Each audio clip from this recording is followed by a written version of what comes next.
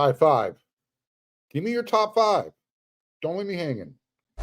You are Locked On Trojans, your daily podcast on the USC Trojans, part of the Locked On Podcast Network, your team every day.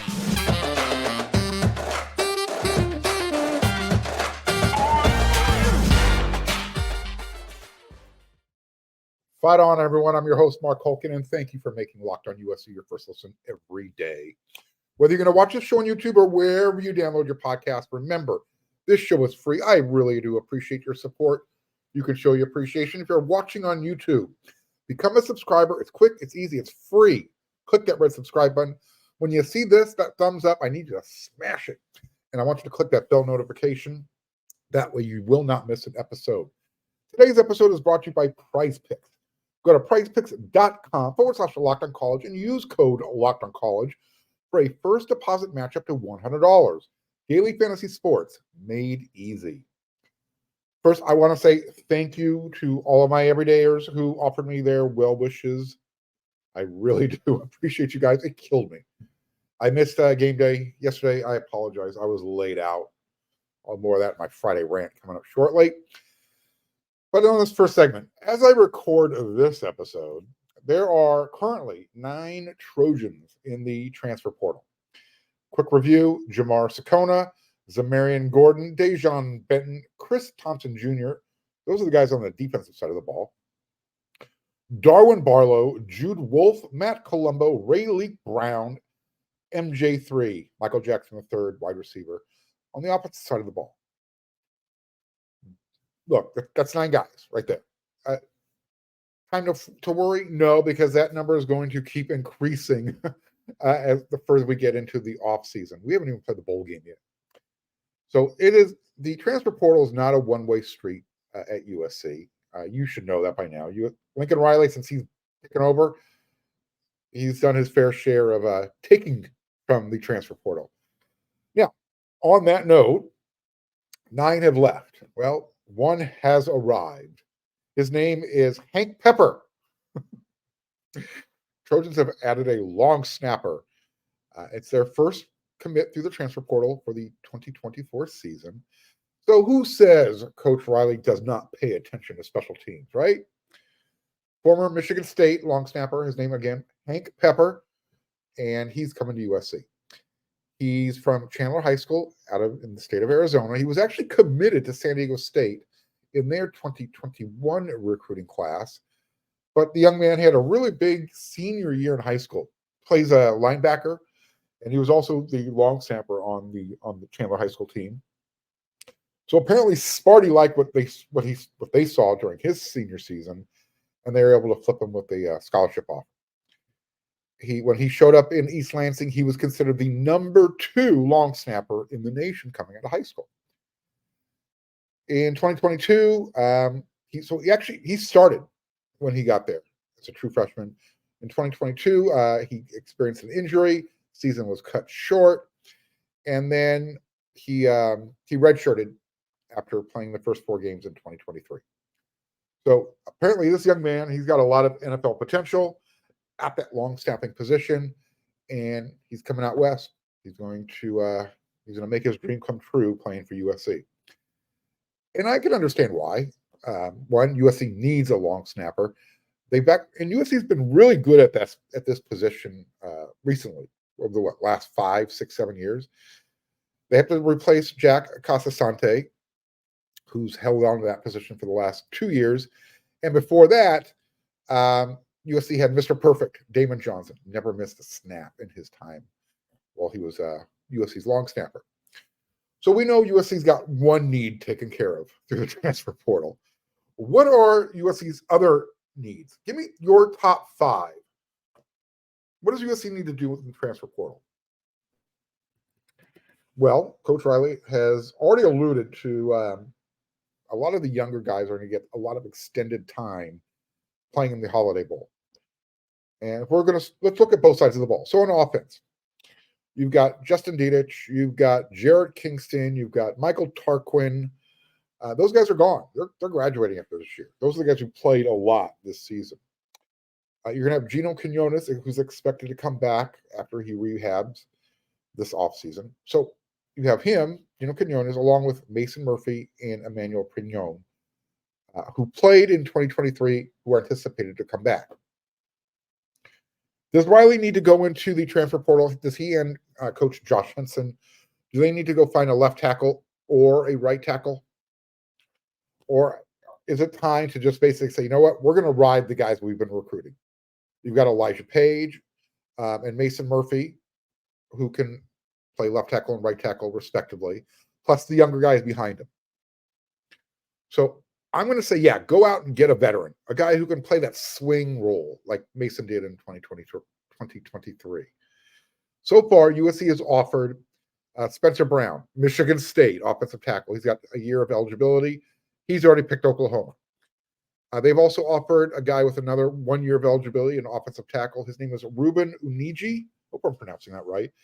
6'5", 305-pounder out of University of Houston.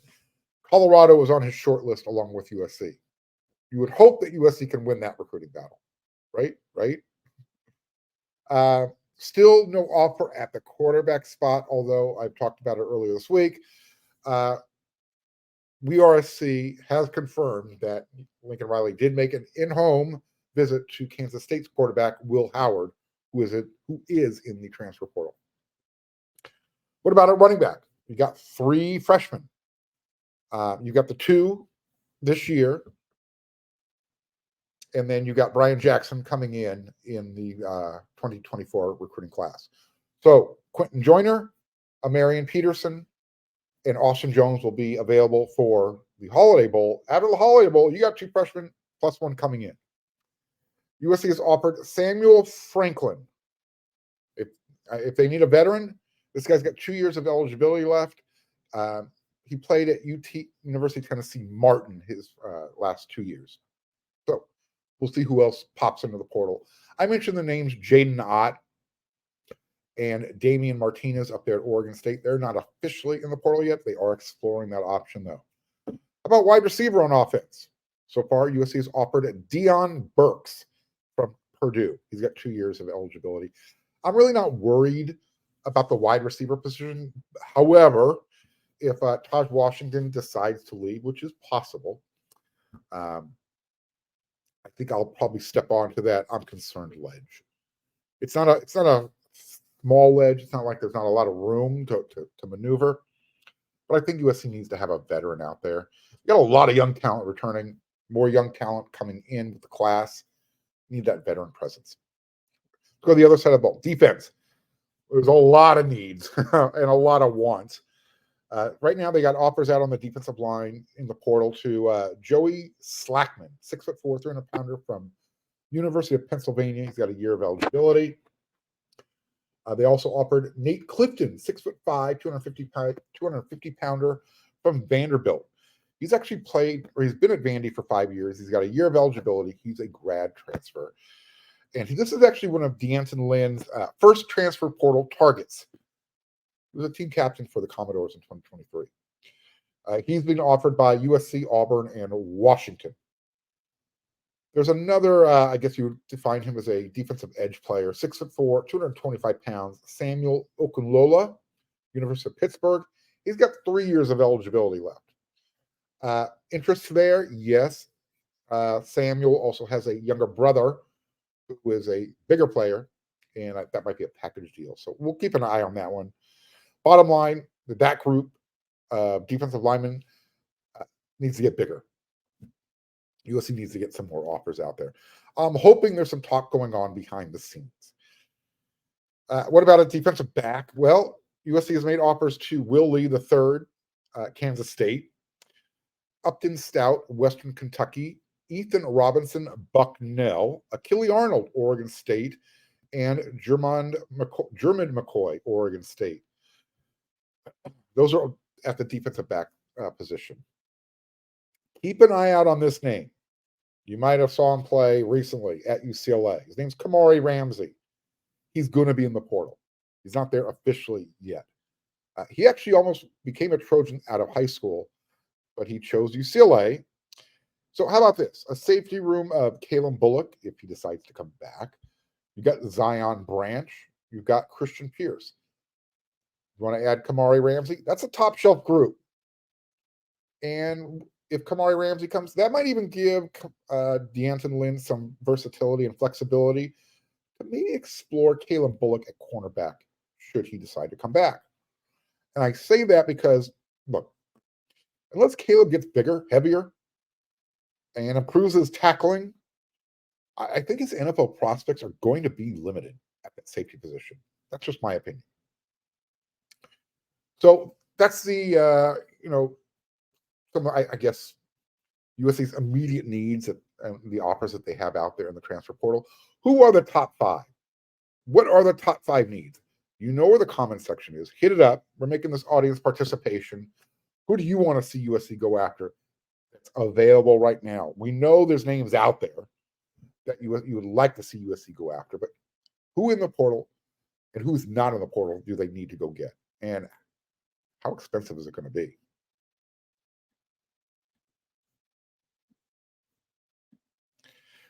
Prize Picks is the largest independently owned daily fantasy sports platform in North America. They are the easiest and the most exciting way to play daily fantasy sports. It's just you against the numbers. Instead of battling thousands of other players, including the pros and the sharks, who try and make a living at this thing, you're going to pick more than or less than on 2 to 6 player stat projections. And if you got a bank account, watch that money roll on in. You're going to need a bank account. So you will need that. And now with the basketball season in full effect, you can now pick combo projections with across football and basketball from their specials league.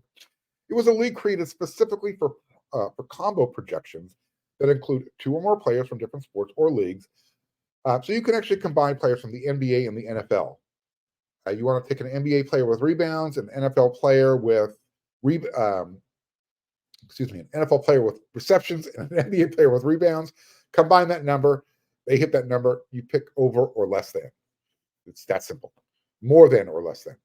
Prize Picks even offers a reboot policy so that your entries stay in play even if one of your players gets injured.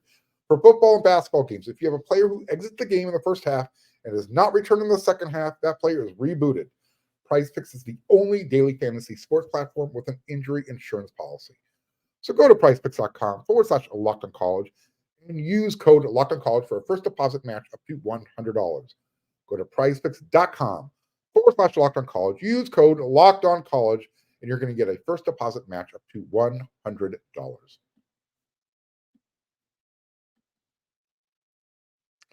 Locked On has launched the first ever national sports 24/7 streaming channel on YouTube. Locked On Sports Today is here for you 24 hours a day, 7 days a week, covering the top sports stories of the day with the local experts on Locked On, plus our national shows covering every league. Go to Locked On Sports Today on YouTube and subscribe to the first ever national sports 24/7 streaming channel.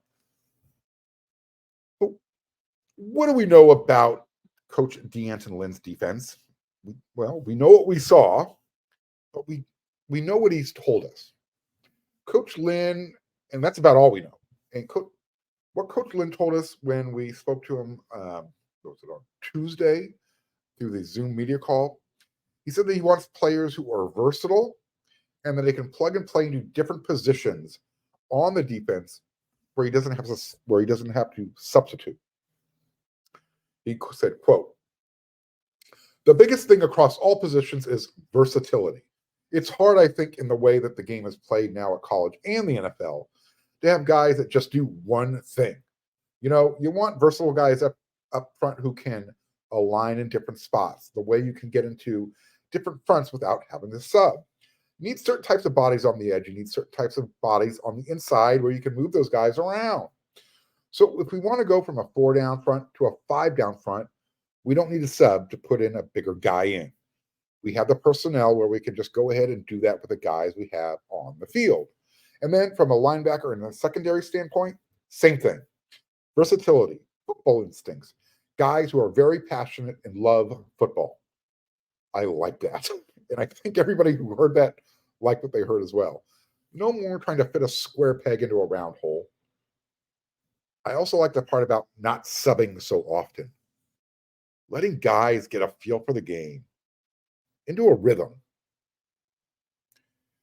Depending on USC's personnel, I guess when the dust settles, And D'Anton Lynn's defense can run a 3-4. He can run a 4-3. He can go with that 4-2-5 front. And as you heard him say, he'll even put 5-man down up front. So versatility is the name of the game. And he also mentioned that he doesn't have a set scheme. It's not like he demanded Lincoln Ryan, this is what I have to have. Nothing of that. Instead, he's going to look to adapt, and he's going to look to use the players that USC has and how it can use them and put them in the most advantageous position to succeed. Quote, we had a very flexible scheme at UCLA, not only that fit our personnel, but allowed us to be a little bit different each week depending on the offense that we were playing. In other words, he made adjustments. He wasn't stuck in his ways, like the former USC defensive coordinator. I think for the most part last season, UCLA used a 4-man front. I think that would be a fair assessment. And they like to use 2 big interior defensive linemen and then 2 stand-up edge players as well. But you also saw them use bigger edge guys who can, get in that 3-point stance and also rush the passer with their hand on the dirt. And I think that's part of the off-season needs for USC. I mentioned it, my everydayers. You heard me say it earlier in the week. USC needs to get bigger, much bigger. At UCLA, Lynn primarily used he had 4 defensive tackles that he ran around with, and all of them checked in over 300 pounds. You had former Trojan Jay Toya, 6'3", 325 pounds. You had Gary Smith III, 6'2", 315. Keanu Williams, 6'5", 310 pounds, and David Magna, 6'4", 310 pounds. Each of those guys played well over 150 snaps. Magna played the least at 150, and that was in 10 games. Those guys, bigger than what USC has. We know that USC's interior defensive linemen, they have less junk in their trunk.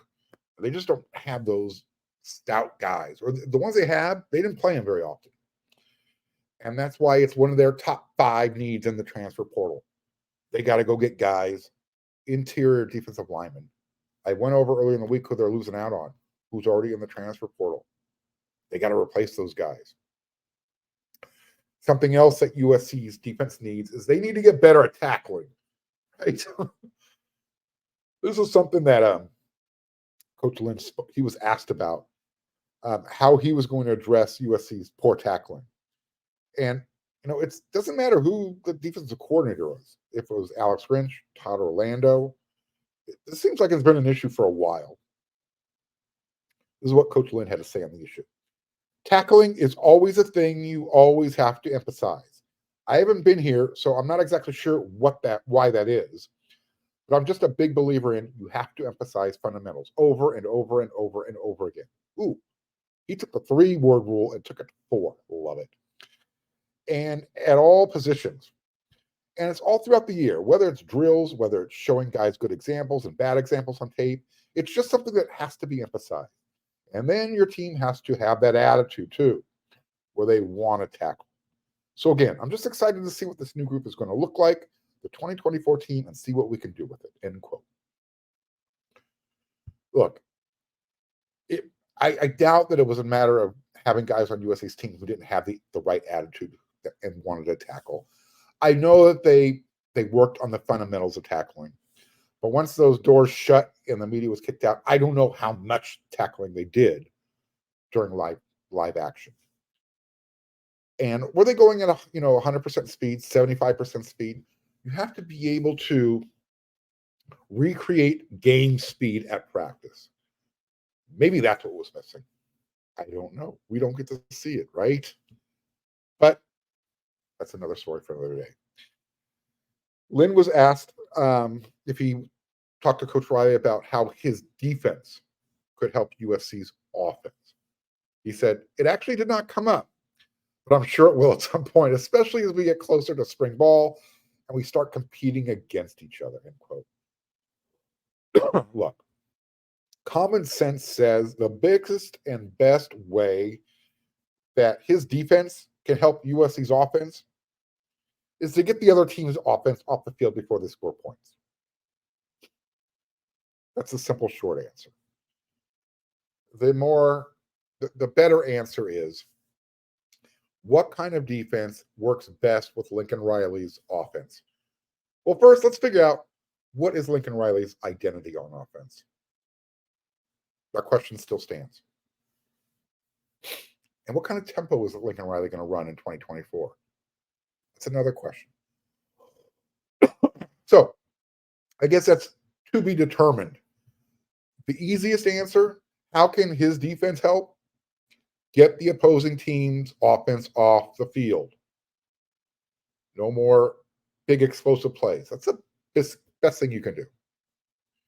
And because UCLA was really good at that, and he was able to make that adjustment in basically less than a year's time, he needs to do the same thing at USC.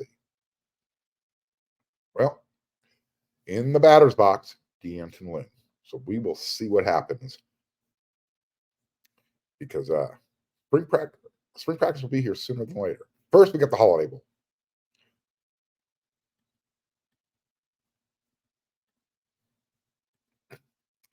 Passion, drive, and patience. That's what brings home the winning trophy. Is also what keeps your ride or die alive. eBay Motors has everything you need to maintain your vehicle and level up to peak performance, from superchargers, roof racks, exhaust kits, LED headlights, and more.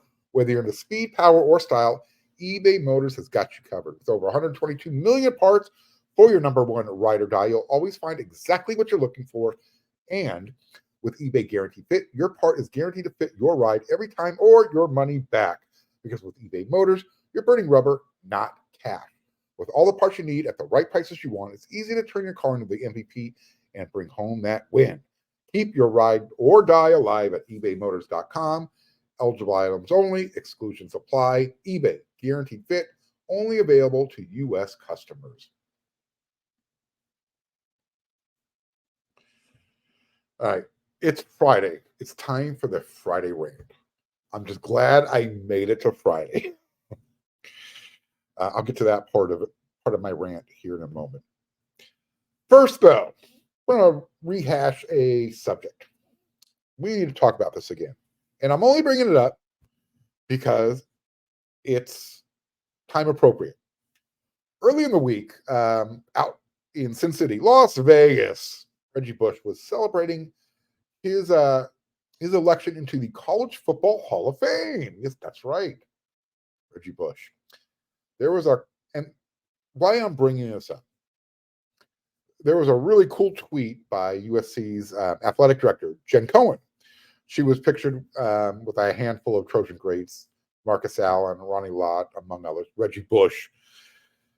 And in the tweet, she said, "Awesome few nights celebrating Reggie Bush for his outstanding career at USC. Reggie deserves every accolade and trophy," I emphasize, and trophy, "he's ever received." Okay. I'm getting a little perturbed with everybody alluding to it without saying it. I'm not mad at Jen Cohen. I don't want anybody to interpret that this way. However, I've ranted about this before, but this is the second time that a USC athletic director has teased USC fans about this. No more teasing. Everyone knows that USC has 8 Heisman trophies. Everyone knows that USC's 7th winner was Reggie Bush. Now, the other day, I was over on campus, and I was taking a walk around. I went over to Howard Jones Field. I wanted to see the new banner wrap in front of where it says that it was promoting, the new football facilities that are coming in 2026. Inside those walls of Howard Jones Field, it's separated into 2 sections. You have Howard Jones Field, the main practice field, and then you also have Brian Kennedy Field. That's like we'll call it a 50-yard field that typically, this is where USC does their strength and conditioning before practice starts, where the defense does a lot of their individual skill drills. Well, on the far wall, there is a wrap, and it's adorned with 14 Hall of Famers it says USC has 175 All-Americans, which, by the way, that number needs to be updated because Zachariah Branch became USC's first freshman ever in their history to become a first-team All-American, and 7 Heisman Trophy winners. It said 7 Heisman Trophy winners before the season started, which means after Caleb won USC's 8th. With respect to Athletic Director Cohen, let's start calling a spade and ask for the trophy to be parole. Yes. In fact, don't ask nicely. No, don't. Tell the Heisman Foundation you will actually pay for the shipping and you want it back right now. Priority shipping, next day. Not ground, not 2 day, next day shipping. If they say, but the NCAA said he was ineligible, we can't. Your answer should be, so what? Now what? Because that's my question. What can the NCAA possibly do to USC if they were, let's say they came walking around and said, oh, there's a replica Heisman Trophy up there in Heritage Hall. What are they going to do? Sanction USC? For what? They've already said that USC can be affiliated with Reggie again. It's not like he doesn't hang around campus. He's been in the locker room multiple times. Why is USC shrinking like the Wicked Witch of the West? Did someone pour water on USC and I was like, yeah, melting? I'll tell you what. Back in my day, when I was younger, me and some of my buddies, we would have snuck in. I'm not saying go do this. I'm just saying what I would have done. We would have snuck inside Howard Jones Field, and we would have taken some gold paint, and we would have made that 7 turn into an 8. That's right. That's how you start a grassroots movement. That's how grassroots movements start. Those types of things. Again, I'm just saying. I may or I may not know the folks who stenciled the Thunderdome on the UC Santa Barbara Event Center walls and front doors when they were trying to come up for a name for the event center. I lived in Goleta. I lived in Isla Vista at the time. I may or may not have known who was there, who did it. But I know they named it the Thunderdome. And I know there was a USC connection. That's why I'm bringing that. I'm using that analogy. One, because I was there. Back in 1987, before a sellout crowd at the event center, UCSB's event center, they kind of unofficially took the name the Thunderdome. Stan Morrison, a former USC basketball coach, was the Gauchos athletic director at the time. And he kind of took credit for coining the name, the Thunderdome. And that got reinforced by one of my heroes, Jim Valvano, when he said in a post-game interview, because the UCSB Gauchos beat the Wolfpack in Santa Barbara, Valvano said it was louder than thunder in there tonight. Oh, by the way, I was also there the night Santa Barbara beat UNLV, coached by Jerry Tarkanian. That team, Larry Johnson, Grandmama, Stacey Ogman, Greg Anthony, Anderson Hunt, loaded. That was what, 1990? 89, 90? That team went on to win the national championship. That was their only loss of the season. Anyways, I really hope USC or somebody decides to update the practice wraps inside the practice field soon. You know what? Just don't make it an 8. List each Heisman Trophy winner's name. They've earned that and deserve that honor. Do that with the 14 Hall of Famers too. There's enough room to do 176 All-Americans, but that would probably be overkill. Do the Heisman Trophy winners, do the Hall of Famers. Get her done. I'm telling you, Jen Cohen, you will be queen for a year if you make that happen. Look, I love that Jen dipped her toes in the pool to test the water's temperature, because that's what she did. But Mike Bone did the same thing. Enough of the hokey pokey, sticking your toes in there. Stick your finger in like this. Take it around. Let the NCAA, let the Heisman Trust know you're serious. You want that Heisman Trophy back. Speaking of shaking, that was me yesterday. That's why I wasn't here to do Locked on USC. Again, I apologize. I was in front of the computer. I was getting all my ideas ready for the show. I was eating dinner. And about 10 minutes after I finished dinner, I got really lightheaded. I was feeling dizzy. Weird. Next thing I know, the room was literally spinning. And I mean spinning hard. Kind of like a Hanukkah dreidel. That's right. Happy Hanukkah. And next, I said, I got to go lay down. And I was laying down on the bed, cold sweat. And before I knew it, I think I was trying out for the role of Reagan in the next movie, the next Exorcist movie. Yeah, projectiles everywhere. So, no, it was weird. The last time I felt like that, I think I was 17. I was on a boat. It was New Year's. And I was drinking way too much Mad Dog 2020. I didn't drink yesterday or the day before. So all I'm going to say to that is there's an eatery inside the village across the street from USC's campus that made me sicker than ever. And I'm not eating there ever again. I'm not gonna dox them, but yeah. I don't want to feel like that again. So hopefully I never feel like that again. I apologize for missing Locked on USC. Apologize. I was laid up though. Won't happen again. I'm not going to eat there again. But the main part of this rant, get that Heisman Trophy back inside Heritage Hall, change that number to 8, and I'll stop ranting about it. All right. I'm also going to stop here because that's the end of this episode of Locked on USC. I will be back. We have any breaking news over the weekend? I'll let you know. Here's a little bit. Bronny James. He might be playing Sunday against Long Beach State. Get your tickets. I'll be there. I'll have a report. So until that next episode of Locked on USC, everyone, you know what to do.